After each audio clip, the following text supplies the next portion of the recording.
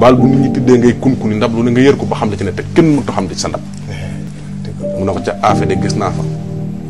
koo xam ne suñ borom xamal na ma ne moo indi xul bu samaalu jamono ci waay ji moo indi xul bu samaalu jamono ci waay ji déggal loolu la ilaha illallah fal falo la ilaha illallah Amadou Fall Seyr Njaay biram jaga bajangay fal falo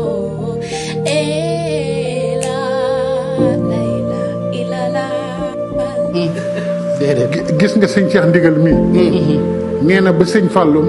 sëñ Fallou du nit. waa ji. loolu sëñ Fallou la kenn xamul lu mu doon. Alaaji Fallou moom nga xam ne nee na. Cheikh Mouhamed Fadel Alaaji Fallou. saa yoo ko soppee bokk nga ci axyaar yi. axyaar yi mooy ñi yàlla tànn maanaam yow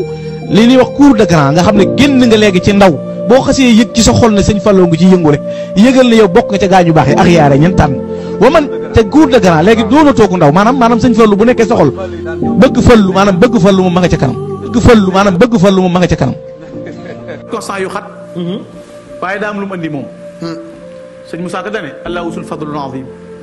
ku mu jox ngëneel dee fi la yéem fadilu mooy fadlul amim turam ma doy na xarnu bi mooy doomi Shamsul wa xamar mbàkkeeg bu soobee duñ ko jar moo namp yaari weene ngor mooy bamba tey ci xarnu bi Serigne Fallou jiite na 261 vendredi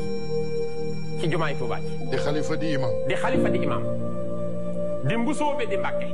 di jarbaatu sëñ Touba di doom sëñ Fallou Mbàkke bu baax am na bés ca woyof ga mu bëgg a nax nit ñi daal ne ba ngeen demee nee leen Serigne Assane ñun ñëpp a yem waaye bàyyi gaañaa ngi rek lañ man nga mal xiyam ñëpp daje ñu ne sëñ Bamba gaañaa ngi ñun ñëpp loolu lañu man kenn mënul dara ndeke day nëbbu ca taalibe ñu ñëw wax ko sëñ Assane mu ne yow leen nax na leen de fa yonent yi tale seen bopp ku fa tal gaañu ba naan bàyyi gaañaa ngi waaja na